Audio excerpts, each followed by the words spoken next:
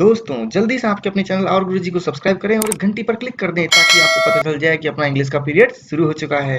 Students कैसे हो आप लोग। Hello hello hello. तो बच्चों आज हम लोग क्रिटिकल एप्रिसिएशन करेंगे द क्लाउड पोएम का, जो मैंने कुछ दिन पहले पढ़ा दिया। आप वीडियोस देख लेना उसके, है ना। बाकी और इस जो क्रिटिकल एप्रिसिएशन की जो पीडीएफ होगी वो भी, उसका लिंक भी मैं डाल दूंगा डिस्क्रिप्शन बॉक्स में, वहां से डाउनलोड कर लेना। तो हम लोग शुरू करते हैं। एक्चुअल में अगर कुछ डिस्टर्बेंस हो मेरी आवाज़ में वगैरह तो आई एम रियली सॉरी, क्योंकि मेरी तबीयत डाउन चल रही है काफ़ी दिनों से। ये जुकाम खांसी वगैरह ठीक ही नहीं हो रहे। तो चलो देखो, है ना, आगे बढ़ते हैं हम लोग। क्रिटिकल एप्रिसिएशन में स्टार्ट करते हैं इंट्रोडक्शन से।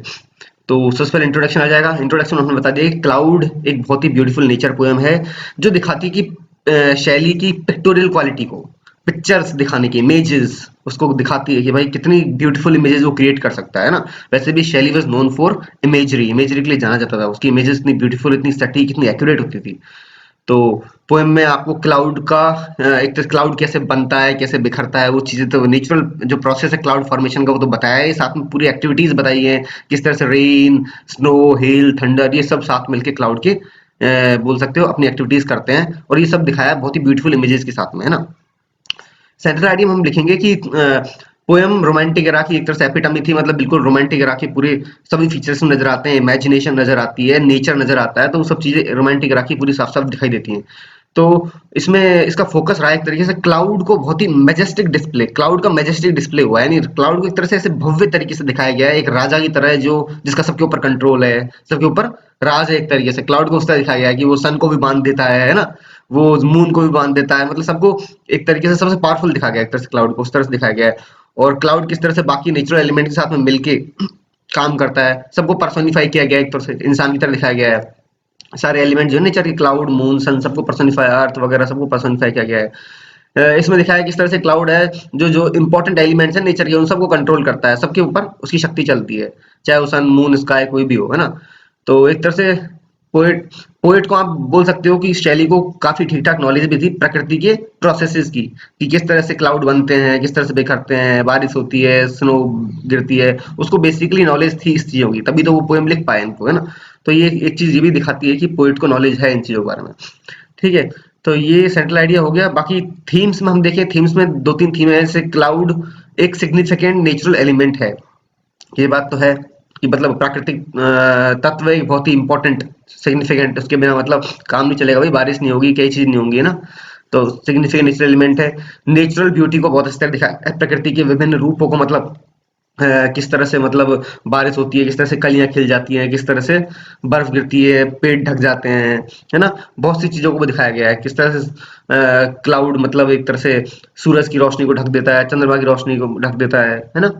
ये सब चीजें दिखाई गई, नेचुरल ब्यूटी को दिखाया गया है। साथ में mortality versus immortality of cloud, cloud को तो दिखाया गया है इमॉर्टल, अमर, मतलब चीजें मर जाती है। मॉर्टेलिटी मतलब जो चीजें मर जाए, खत्म हो जाए, कि वर्ल्ड में सब कुछ खत्म हो जाता है, पर क्लाउड एक ऐसा है जो इमॉर्टल है, मतलब खत्म होकर दोबारा बन जाता है, दोबारा से तुरंत रीजनरेट हो जाता है, यानी कि भाप बन के दोबारा बादल बन जाएगा। तो बेसिकली उसको इमॉर्टल दिखाया गया एक तरह से, mortality versus immortality of cloud, ये भी थीम है। फिगर ऑफ स्पीच, बहुत सारी फिगर ऑफ स्पीच है इसमें। एक्चुअल में देखा जाए तो ये पोएम भरी हुई है फिगर ऑफ स्पीच से। तो देखो पर्सोनिफिकेशन, तो भाई पोएम ने एक्चुअली हर चीज को पर्सोनिफाई कर दिया है, क्लाउड को, सन को, मून को, अर्थ को, थंडर को, लाइटनिंग को, फ्लावर्स को, जो कुछ था ना सबको इंसानों का दिखाया गया है, एवरीथिंग वाज पर्सोनिफाइड, है ना। पर्सोनिफिकेशन। एलिटरेशन में देखे जाए तो सैंग्विन सनराइज, इसमें एस एस जो कि एक कॉन्सोनेंट है, सॉ सॉ कॉन्सोनेंट है ना, उसको वर्ड के स्टार्टिंग में आ रहा है, तो सॉ कॉन्सोनेंट, इसकी वजह से एलिटरेशन यूज हुआ है। ग्लाइड्स, ग्लिमरिंग, ज यानी ग, हिंदी में ग व्यंजन, है ना। तो जी कॉन्सोनेंट का रिपीटेशन हो रहा है, ठीक है। ऐसे एक दो और है, मैंने सिर्फ दो एग्जांपल दिए, और भी हैं, ठीक है, आप पोएम में देख लेना। ऑक्सीमोरोन, ऑक्सीमोरोन मतलब जब दो अपोजिट वर्ड एक साथ इस्तेमाल किए जाएं, जैसे कि for example when the morning star shines dead, shine मतलब चमकना, डेड एंड मर जाना, दो शब्द एक साथ इस्तेमाल हुए ना, तो शाइन्स डेड में ऑक्सीमोरोन हो गया। सिमिली, सिमिली में सिमिली भी कई सारी है, जैसे as still as a brooding dove, जैसे एक डव है वो अंडों के ऊपर बैठा रहता है, यानी डव एक पक्षी है जो अपने अंडों के ऊपर बैठ के अंडों को सेकता है, उसी जितना वो स्थिर रहता है उतना स्थिर क्लाउड है। तो ये एक सिमिली हो गई कि उस डव की तरह खुद को कंपेयर किया गया क्लाउड से, मतलब एक तरह से like a swarm of golden बीज, बिल्कुल तारों को दिखाया गया है एक तरीके से गोल्डन बीज की तरह, चमकती हुई, जैसे मधुमक्खी होती है ना, उनका झुंड होता है, वैसे तारे चमक रहे हैं, भिनभिना रहे हैं, है ना। Like strips of sky fallen, जैसे कि आसमान की जैसे कोई पट्टी गिर के जमीन पे आ गई हो, पानी में उसकी परछाई दिख रही है, वो मैंने पोएम में समझाया है आपको, ऐसे समझ में नहीं आएगा, पोएम पढ़ोगे ना तो वीडियो देखना तब समझ में आएगा। तो ये सिमिलीज है, तुलना की गई है एक दूसरी चीज से, है ना, उस तरह से like a child from the वूम, like a ghost from the tomb, I hang like a roof, ये सब सिमिलीज है। मेटाफर्स भी है कुछ, जैसे कि and all the night it's my pillow white, यानी कि जो बारिश मतलब ऊपर से बर्फबारी करता है क्लाउड, तो पेड़ों के ऊपर बर्फ जम जाती है, तो उनको बोलता है कि जो बर्फ जमे हुए पेड़ है ना, ऐसा लग रहा है जैसे मेरा तकिया है। तुलना नहीं की है कि तकिए जैसा है, ऐसा नहीं बोला उसने, बोला तो मेरा तकिया है, इसलिए मेटाफर है। अगर तकिए जैसा है बोलता, लाइक ए पिल्लो बोलता, तो वो सिमिली हो जाता, परंतु उसने लाइक ए पिल्लो नहीं बोला, बोला इट इज माई पिल्लो, ये मेरा पिल्लो है, ये मेरा तकिया है, इसलिए ये है मेटाफर। ठीक है। इसी तरह से एक दो मेटाफर और होंगे, इसमें एक मेटियोराइज। मेटियोराइज मतलब उसकी जो सूरज की आंखें है ना, वो ऐसे दिखाई है जैसे कि वो हो एक धूमकेतु टाइप का हो ना, वैसे तो बेसिकली सूरज की आंखें तो होती नहीं है, परंतु दिखाया सूरज की किरणों के लिए दिखाया, चमकता हुआ सूरज एक धूमकेतु जैसा नजर आ रहा था, तो उसकी ग्लो को बताया गया मिटियोर जैसा, मतलब लाइक मिटियोर नहीं बताया, पर मिटियोर ही बताया गया है, इसलिए इट्स ए मेटाफर, है ना। एनियमेंट, एनियमेंट मतलब जब मान लो कोई सेंटेंस है आई वॉज, है ना, गोइंग लिखा मैंने, यहाँ तक पे लाइन खत्म हो गई, टू दी स्कूल, यहाँ स्कूल लिख दिया, I was going to the school, तो यहाँ लाइन कंप्लीट नहीं, मेरा सेंटेंस कंप्लीट नहीं हुआ, I was going to the school, यहाँ वाक्य कंप्लीट हो रहा है। तो जो एक पोएम में एक लाइन है, पोएम के अंदर एक लाइन है जो सेंटेंस पूरा नहीं हो रहा उसका, उस लाइन में कंटिन्यू रह रहा है अगली लाइन में, तो ऐसी जो फिगर ऑफ स्पीच है उसे एनएम्बिमेंट बोलते हैं, कि वाक्य यहाँ पूरा नहीं हो रहा है, यहाँ अगली लाइन में पूरा हो रहा है, इट्स एन एम्बिमेंट। जैसे दैट वेकन पे लाइन खत्म हो जाती है, फिर नेक्स्ट लाइन से आता है the sweet birds every one, इसलिए यहाँ एनिमेंट है कि वाकई यहाँ पूरा हो रहा है। ठीक है। When led in the noonday dreams. ठीक है। अच्छा, व्हेन लेड है, लेड के बाद में भी ऐसा ही होता है, इन देयर नूनडे ड्रीम्स, यह वाक्य आगे नेक्स्ट लाइन में आ गया, तो ये एनिमेंट की फिगर ऑफ स्पीच है। ठीक है।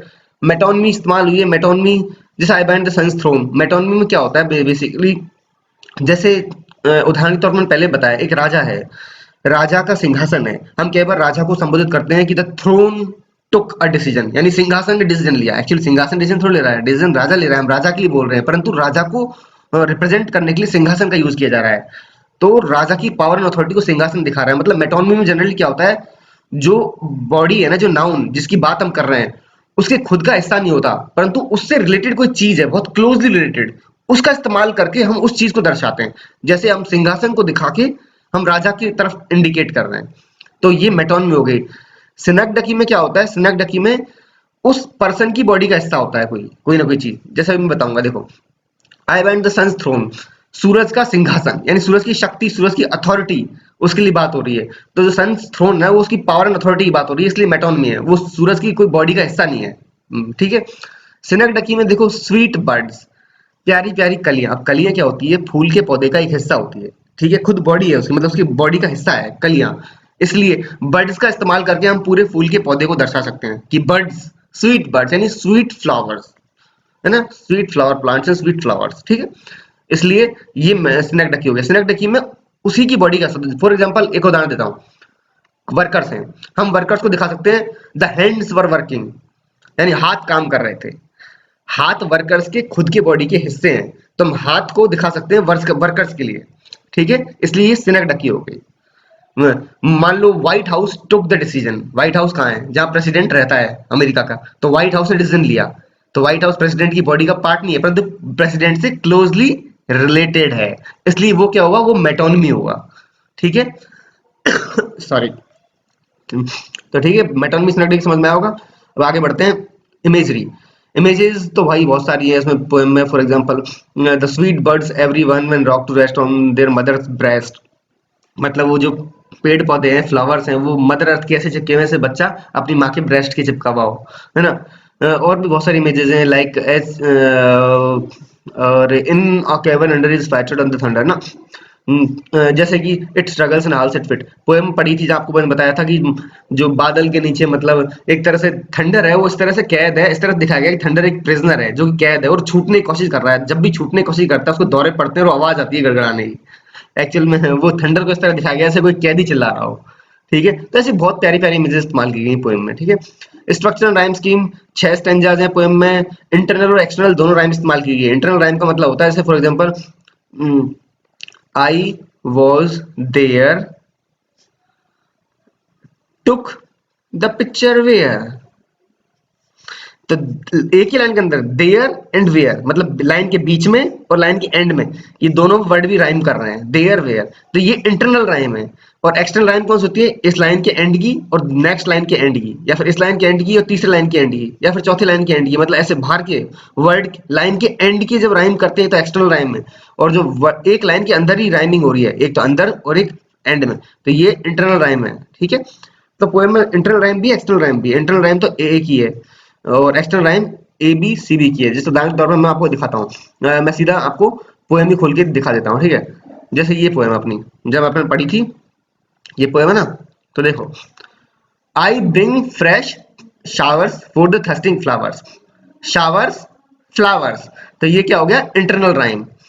एक ही लाइन के अंदर राइमिंग हो रही है। Seas, streams, shade, laid. समझ गए? इंटरनल राइम स्कीम हुई है इसमें। शेकन, वेकन, ठीक है, इस तरह से। तो इसमें इंटरनल राइम है और एक्सटर्नल राइम भी है। एक्सटर्नल राइम मतलब फ्लावर्स, स्ट्रीम्स, लेड, ड्रीम्स। तो ये तो हम कैसे देते हैं राइम स्कीम, मैं आपको बताता हूँ। जैसे थोड़ा साफ कर देते हैं इसको, देखो आपको कंफ्यूज नहीं हुआ। आईज, आईज को मान लो हम दिया ए, क्या आईज इस वाले वर्ड से राइम हो रहा है? आउटस्प्रेड नहीं हो रहा, तो इसको बी दे देंगे। रैक, क्या आउटस्प्रेड रैक से राइम हो रहा है? नहीं हो रहा, तो इसको सी दे देंगे। क्या ये इससे राइम हो रहा है? इससे भी नहीं हो रहा। मतलब ये रैक ना तो स्प्रेड से हो रहा है ना आइस से हो रहा है, तो ये सी तीसरा वर्ड हो गया। डैड, डैड किससे राइम हो रहा है? स्प्रेड से, तो इसको बी। तो राइम क्या हो गया? A B C B. ऐसे crag, swing, sit, wing. Crag को हम ए दे दे मान लो, है ना। स्विंग को हम बी दे देंगे। सिट, सिट ना तो इससे हो रहा है ना इससे हो रहा है। स्विंग भी किससे नहीं हो रहा था, तो इसको सी देंगे। विंग, विंग हो रहा है स्विंग से, तो इसको बी दे देंगे। A B C B. तो ए बी सी बी का राइम स्कीम फॉलो हो रहा है पूरी पोएम में। समझ गए? तो इस तरह की राइम स्कीम तो समझ में आई होगी, है ना। चलो आगे बढ़ते हैं, हम वापस से अपने क्लाउड पे आते हैं। तो कंक्लूजन में बेसिकली हम लोग क्या करेंगे कि ये बहुत सुंदर पोएम है, मतलब सार लिख देते हैं बेसिकली, जिसमें प्राकृतिक प्रोसेस को दिखाया है, क्लाउड कैसे बनता है, कैसे उसकी बाकी एलिमेंट्स के साथ में बनती है, मतलब बनती क्या है, मतलब कैसे उसमें कंट्रोल करता है, किस तरह से। एक तरह क्लाउड को एक बहुत ही राजा की तरह दिखाया गया है, he is the most powerful one, उस तरह दिखाया गया है ना। और एक डेफिनेटली शैली, मतलब वन ऑफ द यानी बेस्ट एक्चुअली बोल सकते हो, one of the best modern poets में से काउंट किया जाता है। और उसकी pictorial quality was just amazing, कह सकते हो हम, मतलब कोई तुलना ही नहीं है। तो वैसा रोमांटिक इरा के तो one of the best poets था, बल्कि मॉडर्न इरा के भी बेस्ट पोइट्स में से वो है। तो इस तरह से हमारा क्रिटिकल एप्रिसिएशन हो गया गाइस। आप लोग आराम से इसको पढ़ना, इसमें और भी चीजें आप जोड़ सकते हो अपनी तरफ से जोड़ना। लाइक ये थीम्स है ना, ये थीम्स मैंने एक्सप्लेन नहीं किए, सिर्फ आपको हेडिंग दे दी है, आप अपनी तरफ से इसको एक्सपेंड करना फिर लिखना, ठीक है। तो ये हमारा हो गया क्रिटिकल एप्रिसिएशन। मैं नेक्स्ट लेक्चर से जल्दी आऊंगा। Till then bye bye.